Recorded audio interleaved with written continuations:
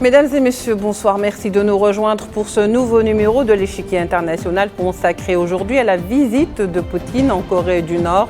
Une visite controversée non pas pour les pays concernés, mais surtout par les Occidentaux et plus précisément pour les États-Unis qui déjà ne voient pas ce rapprochement d'un bon œil et surtout ne cachent pas leurs inquiétudes. Et l'autre côté, les deux chefs d'État russes et coréens semblent plutôt en osmose et sur la même trajectoire. En atteste de cela la signature d'un accord de défense mutuelle. Retour sur cette visite hors du commun peut-être tout de suite.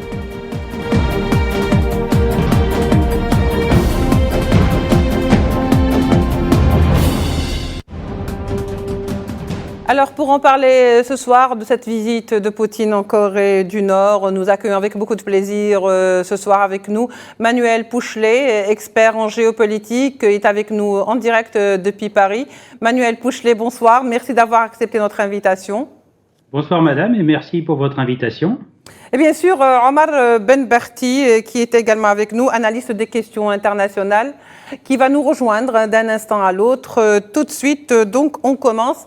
Monsieur Manuel Pouchelet, dites-nous alors, Poutine en Corée du Nord, voilà une visite qui suscite beaucoup d'inquiétudes de la part des États-Unis. Selon vous, pourquoi ? Vous savez, les Américains sont également présents en Asie. Chose que l'on a tendance à oublier. Une chose est sûre, cette visite de M. Poutine en Corée du Nord est une visite qui se réalise, si vous voulez, 24 ans après la dernière visite d'un chef d'État russe dans ce pays qu'est la Corée du Nord. Une chose est sûre, la Corée du Nord et la Russie souhaitent coopérer dans de nombreux domaines pour lesquels vous avez mentionné un partenariat, mais il faut dire aussi que la Russie propose de l'aide à la Corée du Nord, notamment en matière d'assistance technique, militaire, mais aussi en denrées alimentaires où ce pays connaît des situations très délicates et où la Russie peut venir en aide. La Russie est présente sur la face asiatique de la planète, tout comme les Américains. Et ces derniers temps, il y a eu des incidents à la frontière avec des soldats nord-coréens qui auraient tenté d'arriver dans la partie sud. Mais une chose est sûre, cela permet à la Russie d'avoir aussi un précieux allié dans cette région où l'on sait pertinemment que la Corée du Sud est très présente, notamment avec les interactions et les tergiversations américaines, ce qui oblige la Russie à tenter un désencerclement de cette pratiqué par les États-Unis. Mais je vous rappelle aussi que l'entente entre ces deux pays est aussi pour la Corée du Nord l'objectif d'obtenir une voix supplémentaire au Conseil de sécurité pour faire entendre ces attentes qui sont de plus en plus nombreuses. Mais on a remarqué, Manuel Pouchelet, que quand même, depuis le début de cette visite, Washington voit avec beaucoup d'inquiétude, je dirais, cette visite. D'ailleurs, pas plus longtemps qu'aujourd'hui. Washington avait déclaré que ce n'est pas la visite en soi qui est inquiétante, mais c'est le fait que ce genre de rapprochement puisse créer un bloc contre ce qu'on appelle l'Occident. Oui, en effet, il y a l'objectif de la Russie et de la Corée du Nord est une alliance solide pour répondre, on va dire, aux interactions que Washington exerce dans la région. Washington est présent avec ses proxys, je pense à la Corée du Sud, qui est le voisin immédiat, mais on a aussi le Japon. Et on a d'autres territoires où les États-Unis ont créé une espèce de nouvelle alliance militaire que l'on appelle l'AUKUS, qui regroupe l'Australie, la Nouvelle-Zélande, le Canada et bien sûr les États-Unis. Et l'objectif avoué est non seulement d'endiguer la Chine, tout comme la Russie, et bien entendu de créer des nuisances au niveau des accords entre ces deux pays. Monsieur Poutine tente aussi de remercier et souhaite remercier son précieux allié nord-coréen qui l'accompagne aussi dans sa démarche par rapport au conflit en Ukraine, où la Corée du Nord apporte son soutien. Et les États-Unis s'en inquiètent. Il y a un autre dossier à l'agenda des Américains qui vont bientôt rentrer en campagne, puisque c'est une année électorale aux États-Unis à l'avenir incertain. Il y a aussi le dossier Taïwan, et les Américains sont pour l'instant beaucoup plus préoccupés par les actions de la Chine en mer de Chine envers Taïwan, et éventuellement la possibilité que pourrait jouer comme rôle la Corée du Nord dans cette région. La Corée du Nord, si vous voulez, semble à s'y méprendre à peu de choses près au rôle que pourrait jouer ou qu'a joué d'ailleurs la Biélorussie en Europe. Donc si vous voulez, M. Poutine cherche des alliances, M. Poutine consolide ses alliances avec l'Asie, il l'a toujours été, la Corée du Nord est un précieux allié qu'il souhaite remercier, et je pense que cette visite d'État, après 24 ans d'absence, s'est aussi soldée par un message de M. Poutine envers le dirigeant nord-coréen, avec une invitation à Moscou qu'il souhaite se réaliser dès l'an prochain ou dans les prochains mois en tout cas. Alors, on va dire que quand même, ça fait quand même 25 ans ou presque que le président, qu'il y ait une visite d'un président russe aujourd'hui en Corée du Nord. Pourquoi le choix de la Corée du Nord par Vladimir Poutine, selon vous, Manuel Pouchelet? Vous savez, la visite d'État n'est jamais un acte anodin, c'est un témoignage d'une importante reconnaissance, surtout d'une alliance qui reste à consolider. Il y a encore 25 ans, c'était un autre dirigeant à la tête de la Corée du Nord et les liens s'étaient un petit peu distendus. Mais de toute façon, il y a aussi des possibilités de passage de liens diplomatiques par différents canaux que sont les ambassades, mais que sont aussi les pays voisins, et je pense notamment à la Chine, où la Russie n'a jamais, on va dire, été absente des relations internationales. Mais c'est un message fort, c'est un message de reconnaissance de M. Poutine envers son homologue nord-coréen, qui se cherche aussi des alliés, puisque je rappelle que c'est un pays qui est isolé par un blocus américain particulièrement tenace, par également aussi d'autres interactions régionales. Mais si vous voulez, la Russie est un précieux allié pour la Corée du Nord, dans la mesure où ce pays peut faire entendre sa voix au Conseil de sécurité. Et Dieu sait qu'aujourd'hui, vous savez bien, les membres du Conseil de sécurité de l'ONU sont très courtisés, excusez-moi cette expression, pour faire entendre leur voix, puisqu'aujourd'hui, on assiste un petit peu à un sud profond, comme on entend dire en Occident, mais l'Occident, de toute façon, sait pertinemment que sa place en Asie est aussi comptée, après avoir été chassé d'autres continents, si je pense à l'Afrique notamment, et les Américains, par la voix des Américains, tentent toujours de garder un pied en Asie. Maintenant, vous savez très bien que les relations américano-asiatiques ont toujours été très compliquées. Ce sont des civilisations qui sont souvent plusieurs fois millénaires, qui ont la mémoire, et figurez-vous que quand on regarde l'échelle historique, la guerre qu'il y a eu entre les deux Corées de 1950 à 1953 sont encore intactes dans les mémoires. M. Poutine cherche à renforcer ses alliances, puisqu'il sait que dans cette partie du monde, il est en mesure aussi de proposer son aide à des dirigeants qui subissent de plein fouet les interactions américaines, qui sont souvent d'ordre économique par des embargos, mais aussi des sanctions auprès du Conseil de sécurité. Le chef de l'État nord-coréen souhaite impérativement obtenir une nouvelle voie au moment où son pays se cherche un nouvel avenir. Il a fixé de nouvelles orientations également à son pays. Il a relancé des programmes militaires pour lesquels il est en mesure d'appuyer, on va dire, non seulement Moscou, mais aussi d'autres pays, je pense notamment à l'Iran, dans le cadre, pour l'instant, d'alliances militaires, on va dire, beaucoup plus complètes. Mais la Russie et la Corée du Nord, en tous les cas, ont un besoin mutuel d'entente dans une Asie qui, aujourd'hui, risque aussi d'avoir une période de trouble et très compliquée de par la présence américaine qui, pour l'instant, se manifeste modestement avec les proxys, je me répète, avec la Corée du Sud et le Japon. Il y a également peut-être d'autres pays qui vont intervenir et nous avons aussi un rôle très important qui est joué par la Chine, dont notamment M. Xi Jinping avait rappelé au 20e congrès du PCC les grandes orientations. Oui, alors Manuel Pouchelet, dans ces cas-là, est-ce que vous considérez, pour le dire, un accord vient d'être signé entre les deux pays, c'est un accord donc stratégique pour renforcer la défense mutuelle, c'est l'une des clauses, parce qu'il y a, entre autres, il y a d'autres clauses. Est-ce que cela peut constituer, selon vous, une menace pour Washington ou pour le bloc européen, ou être en tous les cas, ou du moins perçu comme tel par l'Europe et par Washington ? Alors, pour les Européens, c'est le soutien qu'apporte la Corée du Nord, on va dire, dans la partie conflit avec l'Ukraine, en ce qui concerne l'Europe. Mais les Américains, si vous voulez, n'aiment pas du tout cette alliance et Washington s'en inquiète. Washington sait pertinemment qu'elle est en perte de vitesse et d'influence dans d'autres régions du monde et l'Asie, si vous voulez, demeure son précaré. Je rappelle que l'endiguement qui est pratiqué contre la Corée du Nord et la Chine est particulièrement tenace. En ce qui concerne la Corée du Nord, il y a l'embargo, mais je peux vous garantir une chose, Washington a toujours été préoccupé par cette situation en Corée du Nord qui est très particulière, puisque l'on sait que c'est un pays qui est quand même une puissance nucléaire et que Washington a des yeux qui sont très proches de la région, où je pense à la Corée du Sud, le Japon, mais aussi un autre pays un peu plus éloigné qui s'inquiète aussi de la situation de manière très discrète, qui demeure l'Inde. Voilà.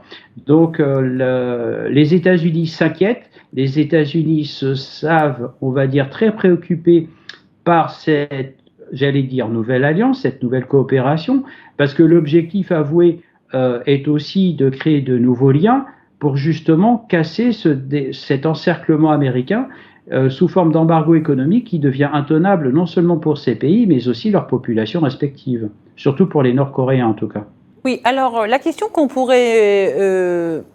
est obligé ou peut-être qu'on ne pourrait pas s'empêcher de poser, comment doit-on interpréter ou comment la Chine, selon vous, pourrait voir cette visite de Vladimir Poutine qui a été déjà à Pékin et qui aurait pu peut-être faire cette tournée, à savoir Pékin, Pyongyang, mais il ne l'a pas fait. Il a fait une visite pour la Chine et aujourd'hui il fait une visite pour Pyongyang. Alors, comment, selon vous, Pékin pourrait-elle percevoir cette visite ? Pékin, je pense que vous savez, est toujours fidèle à Moscou dans sa démarche, on va dire, de BRICS. Nous l'oublions pas, c'est quand même une alliance économique forte, n'en déplaise aux Américains et j'allais dire à l'Occident en général, puisque économiquement parlant, c'est une alliance économique qui obtient d'excellents résultats, qui sont même meilleurs que ceux que proposent les Américains et leurs alliances respectives. Je pense notamment à l'Union européenne et d'autres alliances. Mais si vous voulez, Pékin est attentif au déplacement de M. Poutine, puisqu'il soutient bien sûr ce dirigeant russe dans sa démarche de lutter, on va dire, contre les Américains sur différents dossiers, excusez-moi. Mais ce que l'on doit retenir aussi, c'est une marque, en code diplomatique, c'est une marque de grande reconnaissance de s'arrêter à Pyongyang pour le dirigeant russe. Je rappelle qu'il y a quasiment un quart de siècle qu'il n'y a pas eu de déplacement de dirigeant russe à Pyongyang et en Corée du Nord. Et c'était un acte important et une symbolique importante dans la démarche. Maintenant, M. Poutine, vous savez, je pense qu'il préfère aussi se déplacer à chaque fois par pays avec des allers-retours à Moscou pour consulter ses conseillers, prendre connaissance des derniers dossiers et de leurs avancées, que de faire des tournées comme ont tendance à faire les Américains dans la région, où je vous ferai remarquer ces derniers temps, question protocole, ils sont un petit peu différents puisqu'ils envoient le secrétaire d'État qui n'est ni plus ni moins que le représentant du président américain, alors que M. Biden fait moins de déplacements.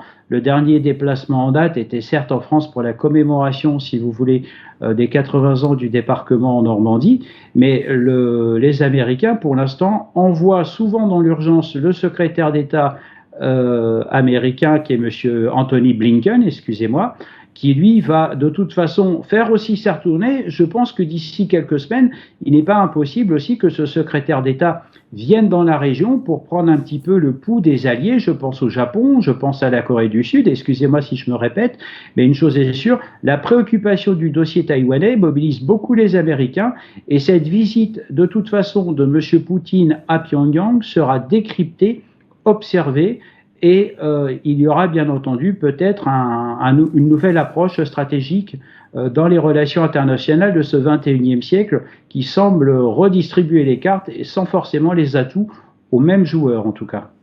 Amar Benberti, bonjour. Amar Benberti, vous êtes là avec nous? Alors très bien, on va retrouver Omar Benberti dans un petit instant. On continue avec vous, Manuel Pouchelet. Donc je disais que depuis la guerre en Ukraine, le bloc occidental, donc l'Union européenne, mais également Washington, ont tout fait pour isoler la Russie, pour isoler Poutine, en bloquant donc ses fonds, le gel des fonds russes à l'étranger, des sanctions de toutes parts, économiques, commerciale, politique. Mais aujourd'hui, il s'étonne que Poutine essaye de sortir de cet isolement. D'abord, en allant chercher d'autres alliés qui m'y ont également justement isolé. Donc, est-ce que cette visite n'est pas au fait un intérêt commun, une arme à double tranchant quelque part, puisque de toute façon, Poutine va en profiter pour se ravitailler en stock d'armes, et le président ou le chef d'État nord-coréen, lui, va peut-être un petit peu sortir de cet isolement international. Oui, je confirme. En effet, l'objectif avoué est de sortir de cet endiguement. Moi, je préfère employer ce terme d'endiguement oui. Qui est utilisé au niveau historique, puisqu'on parlait de containment, notamment pendant la guerre froide, vous savez, avec le sénateur McCarthy qui faisait la chasse contre les communistes à l'époque, dans les années 50. Et en effet, ces deux grands États que sont la Corée du Nord et la Russie se cherchent aussi des appuis mutuels. Nous connaissons bien sûr les problématiques de la Corée du Nord, notamment, vous savez, en matière d'alimentation, où il est très difficile de pouvoir subvenir aux besoins de la population, alors que la Russie propose son aide en matière de céréales. Cela me fait penser un petit peu, sans comparaison bien entendu, à la solution, vous savez, que les Américains proposent comme habituellement, pétrole contre nourriture, sauf que là, c'est un échange de bons procédés et de reconnaissance. Donc, si vous voulez, l'objectif est une relation d'équilibre. Il n'y a pas forcément de relation de contrainte. Monsieur Poutine, en allant à Pyongyang, démontre aussi qu'il est capable de maintenir une activité diplomatique, et ça, c'est un message fort adressé aux Occidentaux, et plus particulièrement aux Américains qui aimeraient le voir de plus en plus isolé. Force est de constater que de toute façon, les initiatives européennes et américaines de sanctions se retournent bien sûr contre eux, puisqu'en effet, les derniers résultats économiques ne sont pas bons du côté des Occidentaux. Pourquoi ? Parce qu'ils n'ont pas mesuré à leur juste valeur les capacités de fonds que représentent les BRICS et cette alliance qui est quand même solide. L'objectif avoué est, je n'allais pas dire de faire front forcément contre les États-Unis et l'Union européenne ou l'Occident en général, l'objectif est aussi de s'entendre, et je rappelle que pour cette partie asiatique, la présence de la Russie est très importante. Elle apporte des soutiens, elle apporte des partenariats qui de toute façon sont dans tous les cas gagnant-gagnant. L'objectif n'est pas la contrainte, mais l'entente, et justement, c'est ce que est venu proposer M. Poutine, cette forme de main tendue à son allié nord-coréen qui souffre de cet embargo tenace organisé par Washington et ses alliés. Et force est de constater que de toute façon, la Russie occupe une place de premier choix sur le devant de la scène internationale. N'oublions pas aussi ce fameux Conseil de sécurité de l'ONU où elle s'exprime régulièrement et donne des éléments de langage en appliquant bien sûr son droit de veto sur certains dossiers que nous connaissons et qui sont partagés dans le monde d'aujourd'hui, dans ces nouvelles relations internationales du XXIe siècle, qui de toute façon inquiètent beaucoup les camps en présence. Et j'allais dire, ce n'est ni plus ni moins qu'une forme de recréation, et je n'aime pas tellement ce terme, d'une forme de guerre froide qui ne dit pas son nom, mais une chose est sûre, ces personnes que sont les BRICS et l'Occident sont obligés de s'entendre. Même si du côté occidental, on a quand même de sérieuses fissures et d'interrogations sur la véracité de ces alliances, puisque vous le savez, les élections européennes ont eu lieu récemment et les résultats ont été particulièrement surprenants. Donc vous voyez bien que côté occidental, je pense que ce bloc arrive à un tel niveau de contradiction qu'il risque d'exploser de par lui-même, alors que du côté des BRICS, au contraire, c'est plutôt la patience telle que les peuples de l'Orient ont dans leur culture, c'est la patience du jeu d'échecs, c'est la patience de la stratégie, et c'est bien entendu la patience, et là je vais bien insister sur ce sujet, qui est celui du temps long. En Occident, nous ne sommes pas habitués à cette culture du temps long, et nous avons tendance à nous impatienter, et force est de constater que quand on s'impatiente, forcément on fait des erreurs. Alors, on va quand même voir un petit peu de plus près ce qui se passe avec cette visite qui a fait couler beaucoup d'encre, qui a un petit peu créé la polémique en Europe. Alors, d'un côté, Washington accuse, ou les États-Unis accusent la Russie de vouloir, je cite, militariser l'espace, bien sûr, allusion faite à la menace nucléaire. Alors, depuis le début, Washington, l'OTAN, l'Europe, ils sont en train de surmilitariser l'Ukraine et ils ne parlent jamais de menaces ou de militarisation de l'espace, mais une simple visite fait craindre le pire et bien sûr la terminologie, on peut y aller de la manière la plus facile, quoi. Bah, vous savez, le nucléaire, hein, c'est la dissuasion, hein, c'est ce que disait le concept américain dans les années 70, c'est la paix par la peur. Force est de constater qu'en 2024, cela perdure. Le nucléaire fait toujours peur dans la conscience collective, si vous voulez, puisque c'est aujourd'hui les armes ont des puissances particulièrement importantes et puissantes, puisque déjà quand on voit les dégâts qu'ont fait Nagasaki et Hiroshima en 1945, avec plus de 100 000 morts, aujourd'hui il faut savoir que les dernières têtes nucléaires ont des puissances incommensurables qui pourraient malheureusement raser une bonne partie des pays en présence. Une chose est sûre, la Corée du Nord de toute façon maintient son programme nucléaire puisqu'elle est quand même très experte en matière de recherche, en matière de guidage de missiles, avec j'allais dire des résultats probants qui inquiètent Washington, parce que pour l'instant les essais, notamment de missiles, ont été faits en mer de Chine et sont arrivés à proximité du Japon. C'est aussi un message fort, ça veut dire que par rapport aux Américains qui sont omniprésents dans cette région qu'est l'Asie, il y a un message clair en disant ne franchissez pas certaines limites. La Russie est venue en soutien de la Corée du Nord pour rappeler ce principe, mais également aussi pour prendre les dernières nouvelles de ce pays pour pouvoir exprimer ses attentes, notamment au Conseil de sécurité, où en face, ils retrouveront bien sûr les Américains et les Européens. Et là, je pense à la France, à l'Angleterre, mais aussi la Chine qui sera d'une écoute attentive. Mais de toute façon, connaissant le dirigeant nord-coréen, il y aura aussi, je pense, un débriefing avec Pékin sur cette visite du président russe, tout comme M. Poutine, je pense aussi, adressera ses conclusions dans un premier temps à ses conseillers, mais aussi à Pékin, pour lequel il a toujours prêté allégeance et renforcé ses relations internationales dont il a besoin, notamment dans l'effort qui est le sien pour poursuivre l'offensive, on va dire, en Ukraine, mais aussi dans le discours qui est la contradiction contre les Occidentaux, qui, je vous ferai remarquer, ces derniers temps n'ont plus forcément des moyens de répondre dans la mesure où il est bousculé et face à ces contradictions. Alors, est-ce que c'est tellement grave et aussi menaçant que ça pour que Blinken lui-même en personne évoque la question de cette visite et aborde justement cette visite lors de la conférence de Munich et va même jusqu'à demander à ses homologues indiens et chinois de plaider contre cette menace, en tous les cas auprès de Moscou, parce qu'il estime que Moscou aurait des visées de répandre ces armes ou ces missiles anti-satellitaires. Oui, M. Blinken, vous savez, il est ni plus ni moins que le porte-parole de M. Biden. Bon, après, vous savez, il tente un peu ces derniers temps, c'est quand même le conseiller de M. Biden, le secrétaire d'État, qui se déplace en permanence, qui s'agite un petit peu, alors que son message, vous le savez bien, va être certes entendu, mais pas forcément, on va dire, et poursuivi. Pourquoi? Parce que les contradicteurs des États-Unis ainsi que certaines puissances occidentales sont pour l'instant suspendus au calendrier électoral américain qui va rester, on va dire, en suspens. Je vous ferai remarquer que du temps de la présidence de M. Trump, c'était M. Pompeo qui était le prédécesseur de M. Blinken à ce poste. Il faisait également beaucoup de déplacements alors que M. Trump en faisait nettement moins.